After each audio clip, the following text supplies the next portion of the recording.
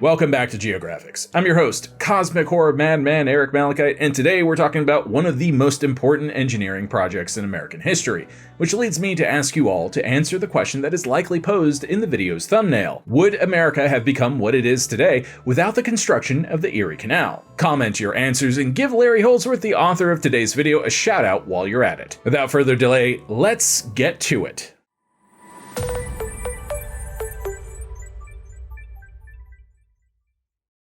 In the summer months of 1783, George Washington, then still serving as the Commander General of the Continental Army, toured the lands and waterways of what is now upstate New York. He returned to New York City with a vision of the future for the new state, which included connecting the waters of the Great Lakes with those of the Atlantic Ocean. Washington noted that connecting the western waterways with the east would not only draw the produce of the western settlers, but the peltry and fur trades of the lakes also to our ports, thus adding immense increase to our exports. Washington was long a supporter of canals as a means of improving the emerging nation's infrastructure, having invested personally into western lands. To be clear, that's not hyperbole, and Washington was well known for investing in critical infrastructure when America was in its infancy. Hell, he was doing that before America was even a thing, quite literally bankrolling part of the revolution out of his own pocket. To this end, Washington is said to have refused to accept any sort of salary for his role as commander-in-chief, but did submit a lot of expense reports after the fact. Expense reports that reveal quite a bit about the president, for example, that he bought a broom on July 4th, 1776. One last thing about those expenses, because it's kind of hilarious. The Treasury did an audit of them in 2012, and realized that the newly formed government had actually shortchanged Washington, and that technically the government still owed him money. Yeah, that's hilarious, right? Back to canals. Not all of America's early leaders agreed. 2 decades after Washington's Western tour, then President Thomas Jefferson presented plans to connect the Hudson River near Albany with the shores of Lake Erie via a canal across the Alleghenies in New York. Jefferson was an early supporter of the federal government assisting the states in creating infrastructure which benefited the nation as a whole, but he balked at the idea of building a canal connecting the Great Lakes and the East Coast. He declared the idea a little short of madness. To be clear, Jefferson felt that the project was a good idea. He just felt that the technology of the time wasn't quite there yet to undertake such a massive project, noting simply it's a century too soon, to which an onlooker is said to have quipped something along the lines of perhaps you are a century behind. Exactly what was said isn't clear, as this is based on later recollections by the president. Whatever the case, Jefferson and other opponents of such a project added political opposition to the already formidable natural obstacles to completing such a project.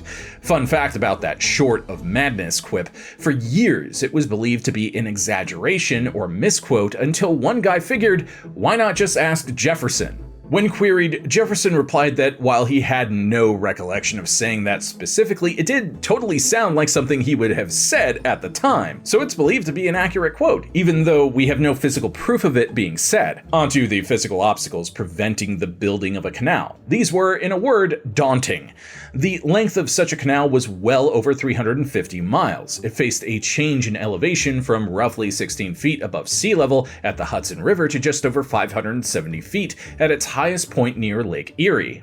Nor were the mountains the sole obstacle. Much of the route was through virgin forests with trees several feet in diameter. Both tree and stump required removal, with the only tools available to accomplish the task: the saw, the axe, the pick, and the shovel. Brine swamps presented another barrier. There were no trained civil engineers in the United States. Indeed, there were few engineers of any discipline.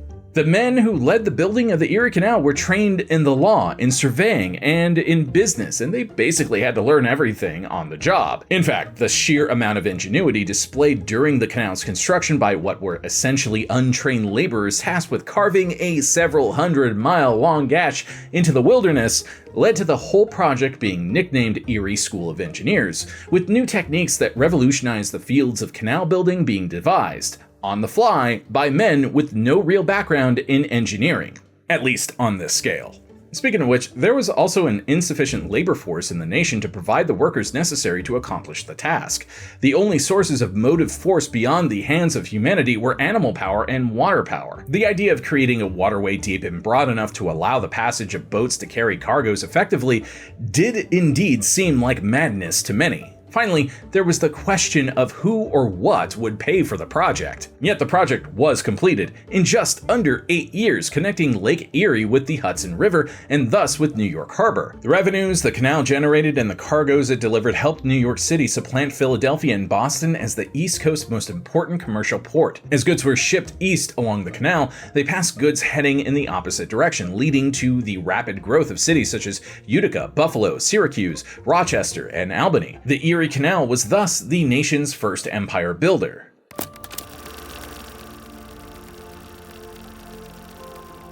In the late 18th and early 19th century, those seeking a reliable means of transportation to and from the western lands faced a myriad of difficulties. The barrier of the Allegheny Mountains separated the eastern cities from the open lands of the west.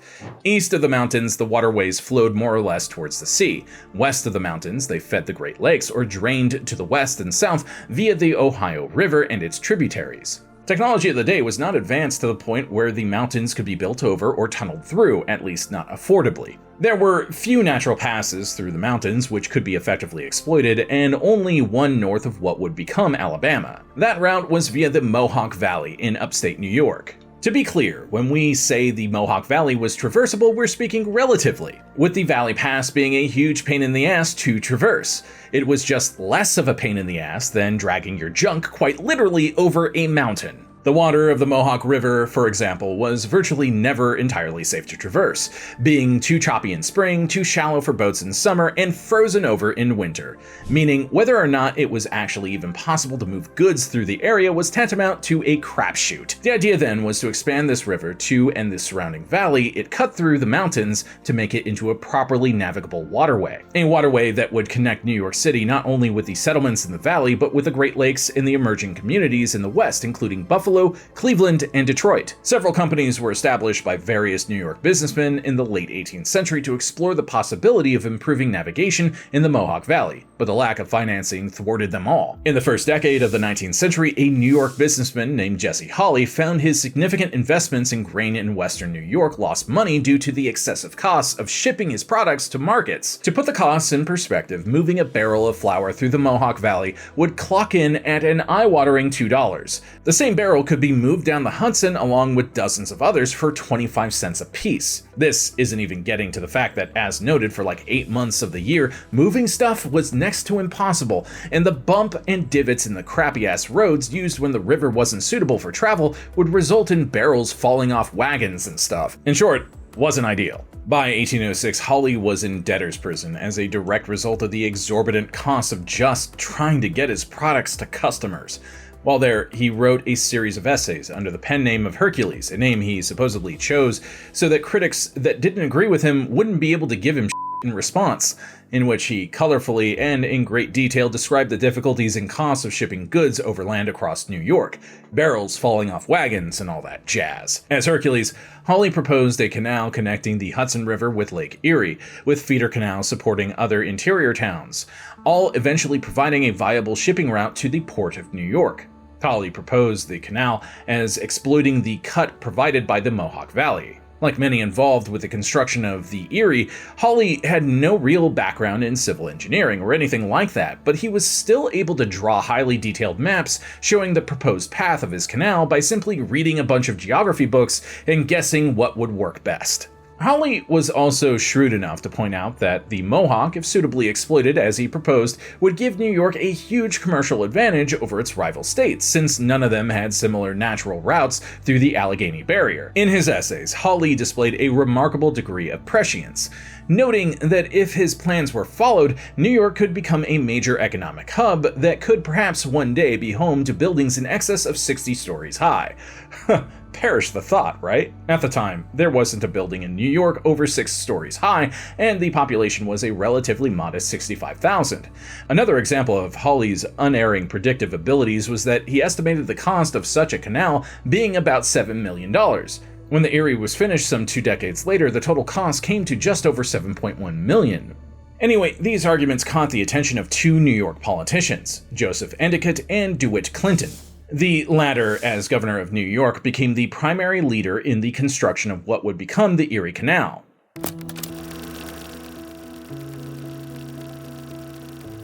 During the 1790s and the first decade of the 19th century, several entities were formed by interested parties to study the ways and means of improving navigation through the Mohawk Valley, and all of them were privately funded. None were successful, leading to a consensus that such a project would require government funding to be completed. At the same time, the flow of settlers into the western lands increased the demand for a faster means of shipping goods and passengers between the newer settlements and the cities of the east. In 1810, two men who had participated in earlier projects in the Mohawk Valley, Jonas Platt and Thomas Eddy, lobbied the New York legislature to create a special bipartisan commission to study the feasibility of a canal through the valley, identify possible routes, and make specific recommendations to the legislature regarding the completion of the project. The seven-man commission, which consisted of 4 members of the Federalist Party and 3 from the newer Democratic Republican Party, was appointed by the legislature in March 1810. Officially, the commission was chaired by Stephen von Rensselaer, one of the most influential political figures in the state, but the real driving force behind the commission's work was the aforementioned DeWitt Clinton.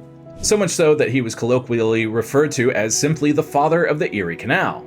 Clinton was a long-standing political force in New York, having just completed a second term as mayor of New York City. He was well connected in the state legislature, a leading figure in the growing Democratic-Republican Party, and a former U.S. senator from New York. Fun bonus fact about Clinton as an aside here, he's also the guy on the $1,000 bill, which I've never seen. Back to his lifetime and the Erie. Clinton led 5 members of the commission on a fact-finding mission and surveying mission along the Mohawk Valley, and in March 1811 submitted the commission's report to the legislature, which he had written based on a diary he kept during the war. His report described the route of what would become the Erie Canal, entirely man-made rather than relying on portions of the existing Mohawk River. It also stressed that construction of such a canal should be paid for through the use of public funds, and the resulting canal would be owned and operated by the state. The state would recover the funds through the collection of tolls on the waterway. In 1811, the New York legislature enacted the first of many bills regarding the canal, including the expansion of the commission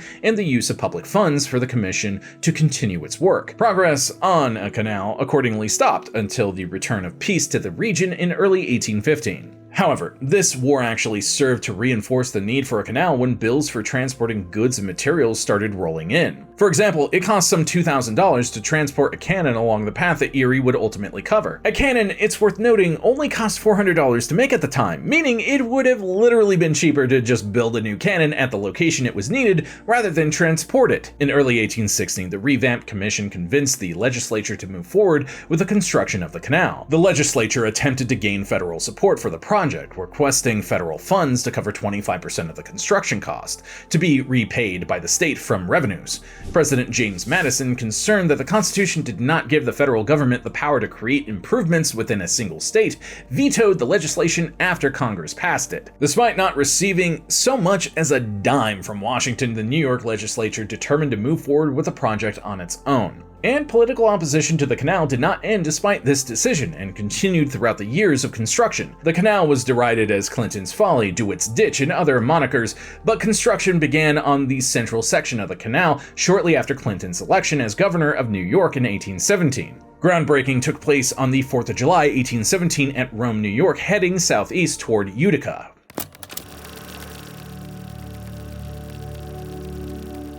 During the debates over constructing the canal, the commission addressed the lack of experience in civil engineering in America by attempting to hire engineers from Europe, and none were interested. The prevailing professional view was that such a project was impossible, due to the distance involved and the difficulty presented by the terrain, particularly the daunting changes of elevation, well over 500 feet over the length of the canal. There was also the whole war with England thing that saw many English engineers positively relish the chance to tell an American to piss off. One example being English engineer William Weston, who'd actually done some preliminary work on the project in the 1790s.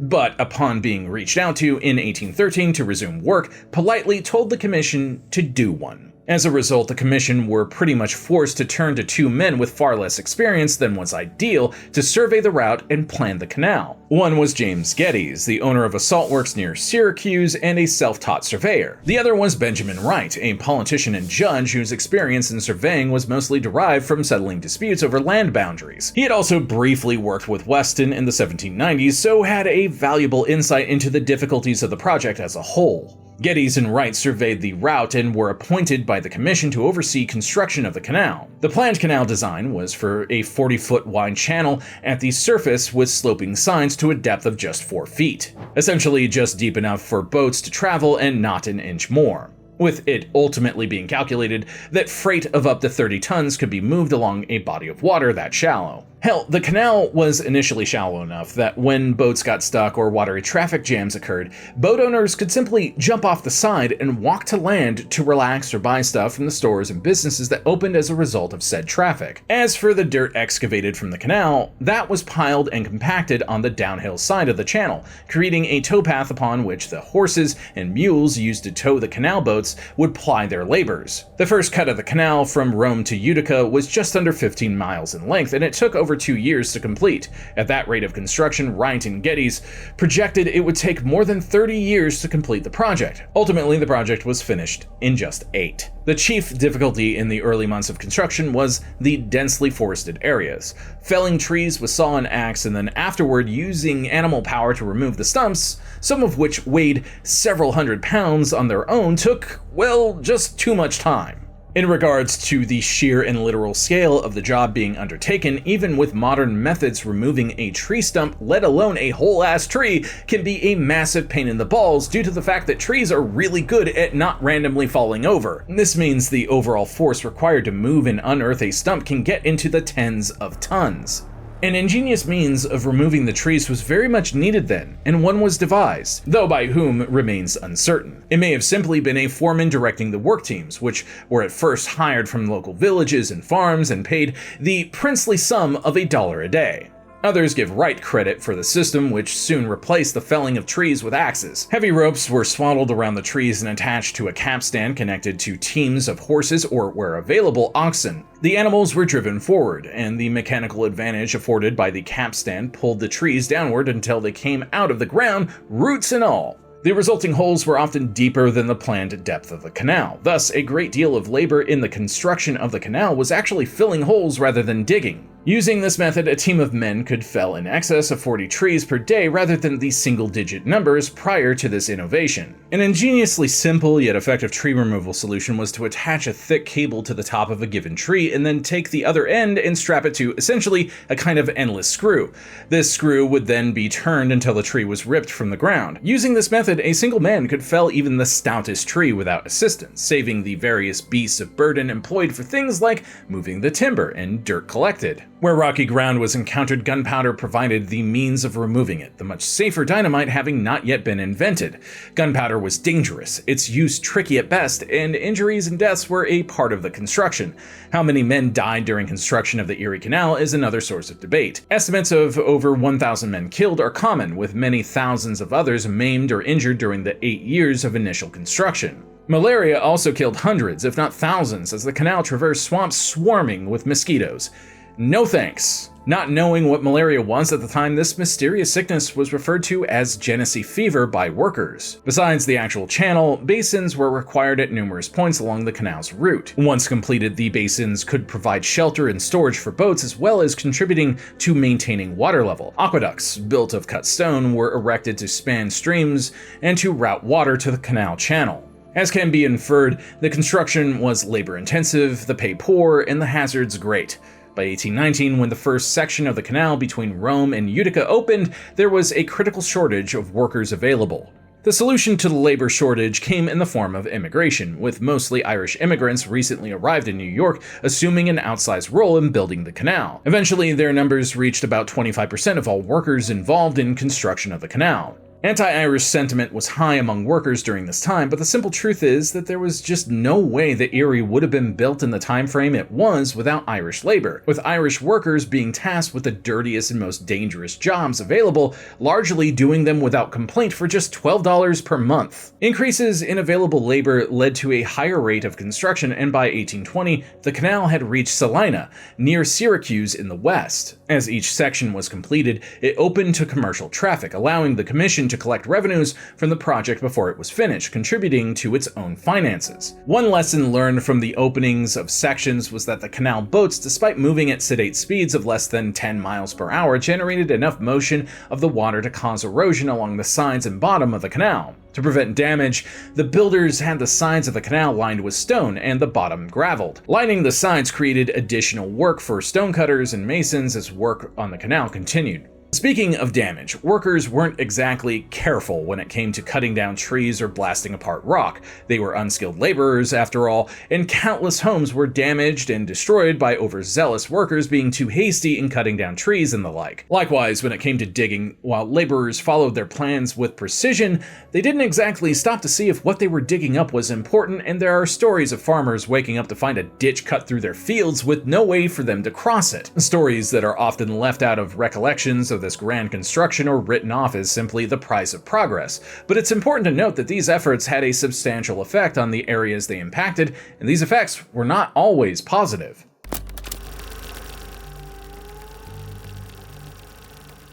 The Erie Canal was not built as a continuous waterway, but as a series of connected waterways, with each section separated from those beside it by locks. Initially, the builders considered manufacturing the locks from wood, but the extensive cost of maintenance and frequent replacement of less durable wooden components dissuaded them.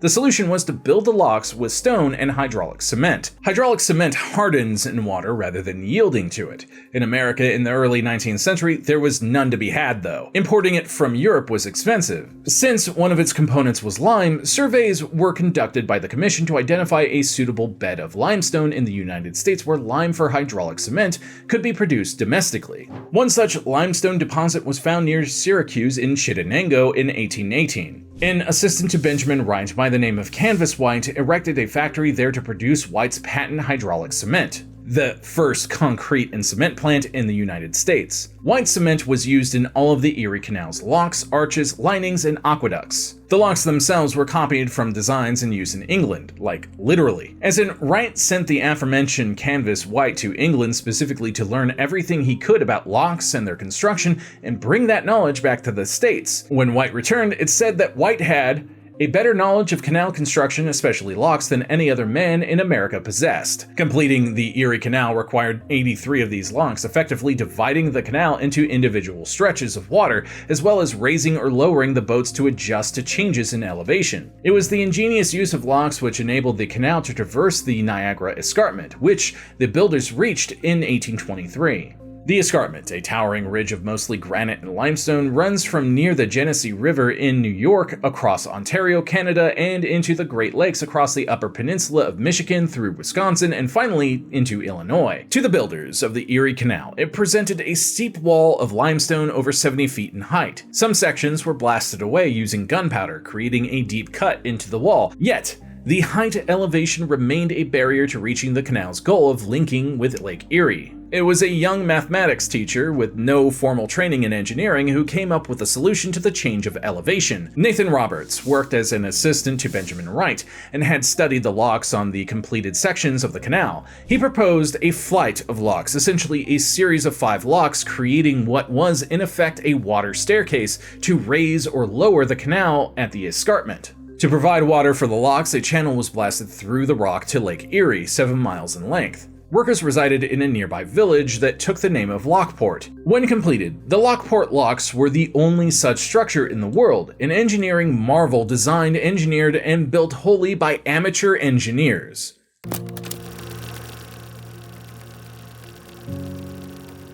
In 1825, the Erie Canal reached Buffalo, then a small village on Lake Erie. The celebration officially declaring the canal open took place on October 26, 1825, following 8 years of construction. In recognition of his efforts and championing of the canal, DeWitt Clinton was a guest of honor aboard the first boat to sail the length of the canal, aboard a boat christened the Seneca Chief. Technically, though, the first thing to traverse the distance was cannon fire. No, I'm not joking. To explain, to celebrate the opening, cannons were placed 10 miles apart along the length of the water and fired one after another, a celebration that took some 80 minutes, a nod to how much faster trips between the 2 points would now be. Speaking of which, Clinton made the trip in slightly more time than this, taking about 9 days to complete the journey. Though in his defense, he did make several stops along the way to celebrate, and even then, he'd shaved about 2 weeks off the usual travel time between the 2 points prior to the canal's completion. For anyone curious, a trip down the canal would be completed in as little as 4 days if stops weren't made. As for the maiden voyage undertaken by Clinton, upon arriving in Albany, he poured a barrel of fresh water from Lake Erie into the Atlantic, symbolizing the connecting between the two bodies of water in a ceremony fittingly called the Wedding of the Waters. It had cost over $7 million, equivalent to over 185 million 21st century dollars, a cost that was recouped in less than a decade. The canal stretched from Waterford on the Hudson to Buffalo on Lake Erie and serviced cities including Syracuse, Rochester, Utica, Rome, Schenectady, and Buffalo. At the start of the 19th century, Buffalo was a village of less than 2,000 people. It had been burned by British troops during the War of 1812. By 1900, Buffalo was the world's largest grain shipping port and the 9th largest city in the United States. Rochester grew from a village of about 1,000 people in 1800 to a population of 50,000 by 1850, largely due to its burgeoning flour industry, which used the canal to ship grain and finished flour. Syracuse, perched on the edge of brine swamps when the canal was built through them, grew from a village of 250 people in 1800 to over 100,000 by the end of the century, having become the nation's leading producer of salt for table and industry. It too found the canal to be an engine of growth for the community. The success of the canal led to a system of feeder canals connecting other New York communities to the main channel. It also led to a boom of canal building in the United States, connecting inland rivers to the Great Lakes. The Erie Canal was so successful that only a decade after its completion, work began to widen the channel, rebuild and expand the locks, and increase the size of boats which traveled upon it. By 1862, most of the original canal had been widened to 70 feet, deepened to 7 feet, the locks replaced and lengthened, and several short sections abandoned completely. The original 363-mile length was reduced by the improvements by about 6 miles. In 1902, despite heavy competition from railroads, the canal was rebuilt again and renamed as part of the New York State Barge Canal, which also absorbed most of the feeder canals built over the years. This canal replaced most of the original route, abandoning large sections of the old canal, replacing it with a 120-foot wide channel to a depth of 12 feet. This canal still exists in the 21st century, though it is primarily used for recreational boating and other water activities rather than as a commercial waterway. When the Erie Canal officially opened in 1825, it was the longest canal in the Western world, surpassed only by the Grand Canal in China. It was an immediate financial success. The original loans issued for its construction were paid off, as noted, just over a decade after it opened. Its success led to the growth of New York City as the chief port on the Atlantic coast for the United States, both for commerce and for immigration. It also became a subject for writers of novels, plays, short stories, and songs. The aqueduct that carried the canal over the Mohawk River near Little Falls became a major tourist attraction before the Civil War, and was featured in a popular play by William Dunlap, A Trip to Niagara. Engineers from Europe journeyed to New York to study the canal, its locks, and the Lockport Flight, a remarkable turn of events considering the canal had been built without any professional engineering input. That may as well be the lasting impact of the Erie Canal, an example of what can be accomplished through on-the-job training and a determination to complete what some say is impossible. Today, the entire route of the Erie Canal is liberally dotted with museums, parks, and national historic sites dedicated to the canal and its builders. In 2000, the United States Congress designated the entire route of the original canal as the Erie Canal National Heritage Corridor, placing the system and its history under the protection of the federal government for the enjoyment and education of future generations. I hope you learned something today, and if you enjoyed today's video, be sure to deploy your like, subscribe to the channel if you're not already, comment your favorite thing about civil engineering, and share this video with someone who loves talking about places, their history, as well as the civil engineering projects that literally shape the land we live on. I'm Eric Malachite, and I'll see you next time, Space Cowboy.